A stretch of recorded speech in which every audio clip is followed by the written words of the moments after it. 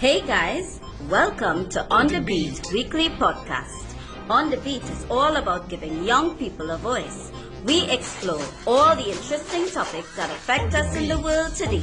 So come, listen, enjoy, and be inspired. On the beat, on the beat. Hello everyone, this is On the Beat podcast. My name is Brent Balfour, your host in On the Beat, and I have here Bernard Mears. Bernard, what's up, bro? What up, On the Beat. Nice to see you step in, bro, today. Yeah, sure, man, no problem. So today we're going to talk about the lockdown generation. What do you think that means, by Bernard, by lockdown generation? It's like a whole new generation that just, came up out of, I won't say nowhere, but, because of, times we live in, things happen, so it's by default they came around. Let's discuss it. Yeah, it's by default it came around, and right now we go look at 3 continents in the world right now, and let's begin with Europe, right? It have some young people in Europe who want to protest because that this lockdown situation sending them kind of mad now, right? It having a ripple effect, and according to the stats, 15.2% of the young people are saying that they are not getting courses or teaching or testing, right, via education, and this have become a problem with them, right, because somehow they find it hard to even do online learning when they do get the lessons because they live in crowded homes and don't have the privacy, so it's like what to do. True. Right? And also the next thing too is that 2/3 of the young people in Europe are out of jobs. They normally look at the retail, the food retail aspect and the entertainment system to have jobs, right? To go and get some kind of salary to help them out in their daily lives. Right. And right now those segments of the jobs are closed down, right, or hard hit by the pandemic. So now they don't have an avenue to collect any finance, and it's a ripple effect in the aspect of now they are anxious that they may not be able to pay the school fee or to help out their parents or siblings to live. True. I guess, yeah, and it's sad that has to happen to them, and other things have closed down. But it's I guess, find ways, opportunity to even make income. I know there are things online these days that people can research or learn about, and I mean the key to is really educating yourself. In times of lockdown or things, hard times, what you could do. What you could do with low investment or next to nothing, and to flip money or make money. I saw a guy post about he bought a case of water and for $25 I think, and made like $4.50 in a day. Just selling over retail. So just find out innovative ways, and those don't accept. To realize. Yeah, don't accept and say I'll be broke because things close, I'll lose my job, whatever. Find ways to educate yourself or to grow and make an income somehow. True, because it had to be creative. We can't rely on the business owners anymore. True. We can't rely on the government anymore. True. Some governments, few of the government systems around the world have been creative. Right. One of them, they open what I call youth employment support program, Right. where you can have a youth contract and be trained in any given aspect. Right. And this young man in Italy, I think, learning how to do roof work when he used to be a techie guy. Now you're learning how to do a roof work. Wow. Right? So young people, I can understand the pain because in the Caribbean also things not looking up neither. It's tough.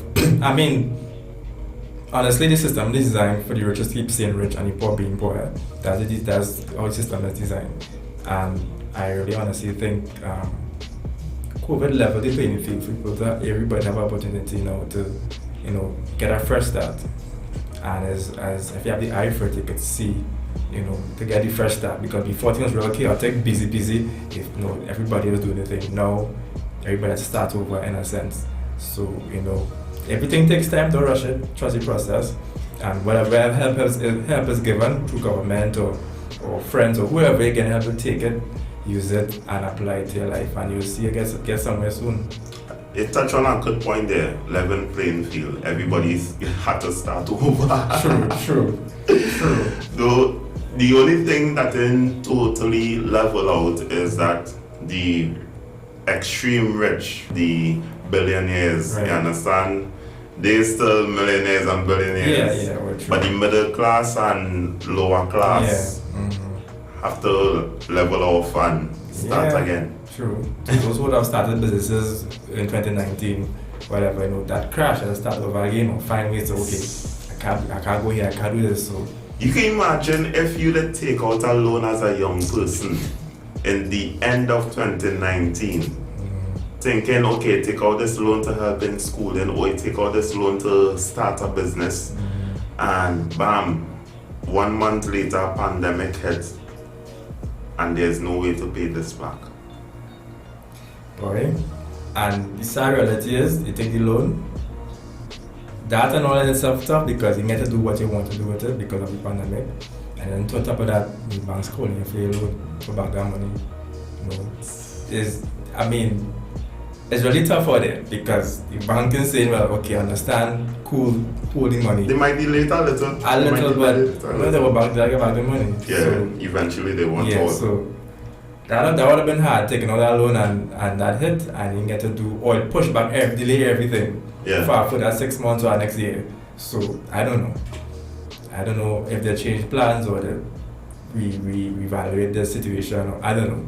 But I hope they didn't take the money and didn't spend it wisely and have to pay back with interest at the bank. But that would have been hard. Yeah, truly. Let me think about what's going on in Africa. The lockdown generation, what happening now is that young people are getting attracted to becoming what I call child soldiers in Africa, because of the fact that there are lack of opportunities on the streets now to make a living, and they're either getting attracted or their parents are actually sending them to those rebels to maybe help their children survive. But it's not a healthy situation. I'm talking about sometimes it's a child going like as young as 6 years old. You understand? Learning how to hold a gun. This is the reality of the situation through the pandemic, the reaction of what's happening in order to survive. And to become a child soldier it come like a forsaken your youth. True. And they want to fight for a cause. Somehow they want to do something that looks attractive, and this is the only thing that is available. Yeah, it's sad to know that they have to go through that process at such a young age, having to fight or learn to use guns and in difficult times. But there are other ways though. They don't have to do that, but somehow that is the attraction. Yeah, there are other ways, but that's the path they choose or the parents choose for them to push them that direction. It's really right now it's about survival of the fittest. Yeah. It's about surviving, whatever means necessary. People are thinking in consideration in terms of long-term effects or any kind of ripple effects these days. It's just whatever working, we're doing it. If it's a go and do this to make money, to survive, we have bread, whatever it is, we're doing it. And some have to pay the cost at the end of the day. Some may benefit, some will not. But it's just a tough time, and I think for us, we could find ways to have solutions or educate some people where they could get the information. So there are other options. Like I said, there are other options, but they don't know. Some may know, some may not know. But if you could reach out to these people or send them there, there's a choice. Maybe some will get it and run with it, and some, Yeah, true. Let's talk about Asia, the Asian continent. where to begin? They are, the young people across there are more concerned with politics, right? Because of what is happening in their countries. And somehow they can't really wrap their mind around the pandemic right now. I'm not talking about all the Asian countries, but some of them, for example, Thailand. The young people are teaming up as well with the older people to protest against the monarchy of Thailand, right? Because they're not comfortable with how the country is being run. So right now the monarchy is actually looking to hit back because they're trying to lock down on that protest, right? Another situation, Hong Kong, China have overtake Hong Kong, meaning starting to rule Hong Kong. And I mean thousands and thousands, all last year were protesting against it. Right. And the young people now fear for their future. So they started protesting every single day, and China had actually come up with a new law that prevents them from protesting. So if you are found protesting, you will be locked up, right? So now people looking for unique ways how to protest. They might do photocopies of a certain message and just give it out on a down low. If you're caught, that is it, you know, right? And then there's another place in Asia, which is almost next door to India, Myanmar. Myanmar, the army have overtaken the country, right? And they have the president on trial right now.